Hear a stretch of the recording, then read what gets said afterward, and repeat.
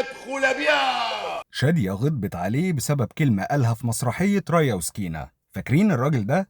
أحب أعرفكم بالأستاذ نعيم عيسى، واحد من أطيب الوجوه اللي ظهرت على الشاشات، ابن اسكندرية واللي منها انطلق بين الفرق لحد ما قدر يقدم 300 عمل فني، منهم 30 عمل مع عادل إمام لوحده. تقريبا مفيش ممثل إلا واشتغل معاه. لما كان في مسرحية رايا وسكينة قال إفيه بسببه شادية زعلت منه، بس لما لقوا الجمهور ضحك قوي قرروا يثبتوا الإفيه ده.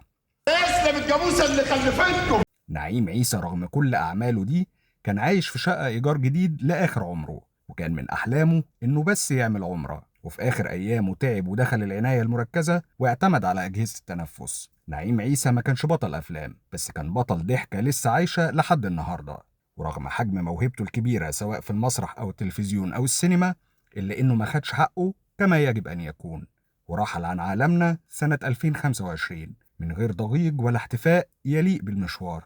لو بتحب الناس اللي اشتغلت في الظل تابعنا، عشان دول قصصهم لسه ما اتحكتش.